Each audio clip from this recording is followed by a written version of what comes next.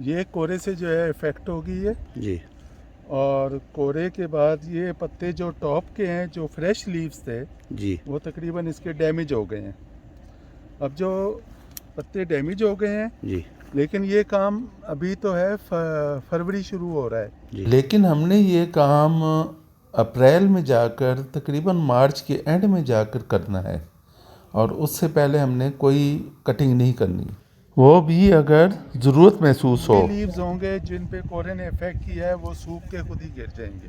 ठीक उसके बाद ये डंडी जो है ये भी सूख रही है। ठीक इसको आपने चेक कर लेना है ये कहाँ तक सूखी है। ठीक ये अगर 4 इंच सूख रही है जी तो 4 इंच ये, और इसके साथ जो ग्रीन है, जी ग्रीन शाख 4 इंच, तो वो भी साथ आपने काटनी है। ये इसका प्रूनिंग का तरीका होगा।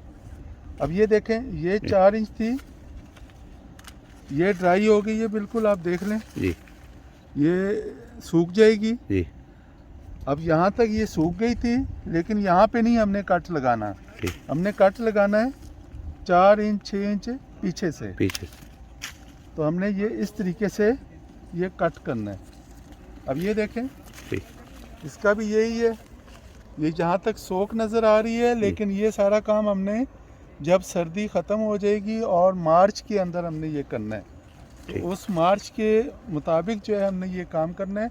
इस वक्त हम सफीना खर एग्रीकल्चर फार्म जी कोट अद्दू में मौजूद हैं।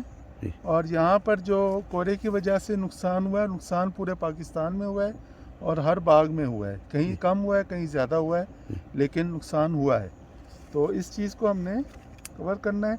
ये देखें, ये जो जितनी सूखी लकड़ी थी वो और उससे नीचे 4 इंच, जी ये हमने यहाँ पे ये कट कर दिया है। जी अब आपको दिखा भी देते हैं कि यहाँ तक हमारा ये पत्ता जो है, वो हमें अंदाज़ा है कि ये यहाँ तक सूख जाएगी। जी और इससे ये 4 इंच जो है वो हमने आगे इसको काट दिया है। तो ये आपको दिखा भी देते हैं, ये देखें, तो ये फ्रेश है।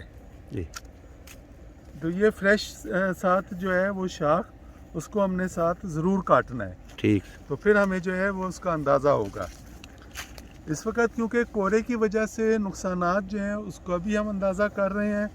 अभी हमने सिर्फ कोरे के जो प्लांट्स हैं जहाँ पे कोरे ने इफ़ेक्ट किया है, उनके ऊपर हमने कोई एक्टिविटी नहीं करनी है। ज़्यादा से ज़्यादा ट्रिपल बूस्ट, जिसमें अमीनो एसिड और सीवीड्स हैं, अगर उसका हम एक स्प्रे कर दें, और या अगर स्प्रे ना भी करें तो हमने अभी किसी चीज़ को किसी पौधे के साथ छेड़छाड़ नहीं करनी है।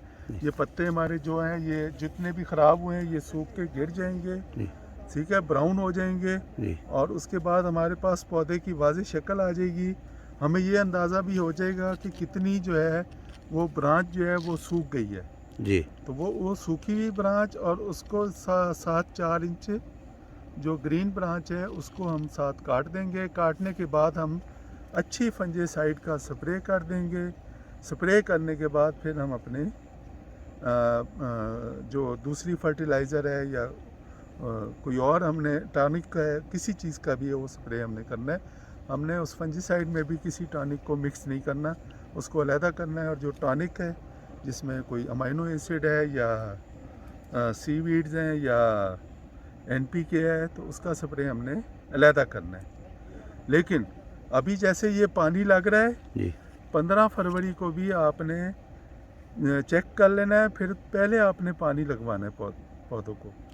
पानी लगवाने के बाद जब वत्तर आएगा तो फिर आपने प्रूनिंग करनी है। बेहतर होगा। ऐसा ना हो कि आपके ज़मीन में वत्तर ना हो जी और आप प्रूनिंग कर दें, तो वो भी शायद एडवाइजेबल नहीं है। जी कोई इतनी अक्लमंदी वाला काम नहीं होगा। तो कोई जल्दबाजी ना करें, किसी किस्म की किसी एक्स्ट्रा ख़र्चे की तरफ ना जाएं, ठीक कोई एक्स्ट्रा स्प्रे ना करें, कोई एक्स्ट्रा प्रूनिंग ना करें, कोई काम ना करें। ठीक सिर्फ आप एक दफ़ा इन पत्तों को जो कि ब्राउन हो गए हैं उनको सूखने दें।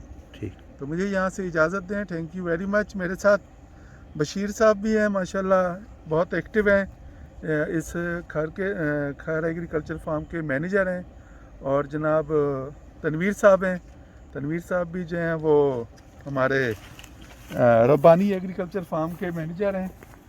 और आपके पास क्या सूरत हाल है तनवीर साहब? हमारे पास इतना इफेक्ट नहीं हुआ, सिंदरी वैरायटी थी, ये ज़्यादातर गालबन मौसमी चौंसे पे या सफ़ेद लेड पे असर करता है ज़्यादा। हमारा सिंदरी था उसके ऊपर इतना इफेक्ट नहीं है, थोड़ा बहुत जितना कोरे की कंडीशन है थोड़ा बहुत हुई है, तकरीबन 5 से 10% तकरीबन है। ये तनवीर साहब की भी ऑब्जर्वेशन जो है, और ये बहुत सारे जो हमारे मैनेजर्स हैं, जो ग्रोअर्स हैं, उनकी अपनी एक ऑब्जर्वेशन होती है, और वो बहुत वैलिड ऑब्जर्वेशन होती है कि जो सफ़ेद चौंसा है, जिसे गोल्डन चौंसा भी कहते हैं, नवाबपुरी चौंसा भी कहते हैं, तो उसके ऊपर जो है कोरा सबसे ज़्यादा असर करता है।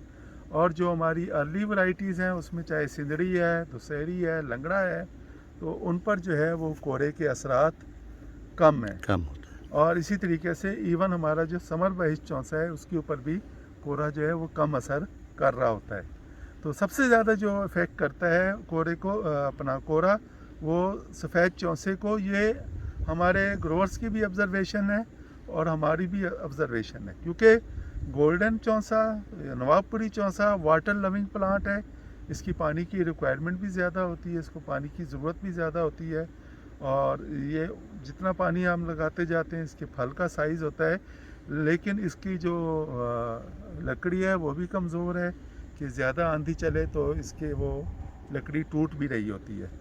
तो एक ये बहुत अच्छी ऑब्जर्वेशन इन्होंने बताई है, और दूसरा तनवीर साहब ने जो है वो टाइम से पानी लगाया था, जो धुआं है वो इंतज़ाम किया था, और anti frost, anti freeze spray, बल्कि जो ट्रिपल बूस्ट है सीवीड एंड अमाइनो एसिड का, उसका इन्होंने लगातार 2 से 3 स्प्रे की हैं। तो वो भी कोई कुछ ना कुछ हर चीज़ ने ऐड किया है, जिसकी वजह से इनके पास जो है वो लॉस जो है वो बहुत कम हुआ है। और इलाका एक ही है, जगह एक ही है, एडजेसेंट फार्म है, लेकिन अगर हम मैनेजमेंट में थोड़ी सी भी कोताही करेंगे तो फिर हमारे पास जो है ना कोई स्पेस नहीं रहती है, फिर नुकसान जो है ना वो होना ही होना होता है। तो बहुत शुक्रिया, थैंक यू वेरी मच। मेहरबानी सर।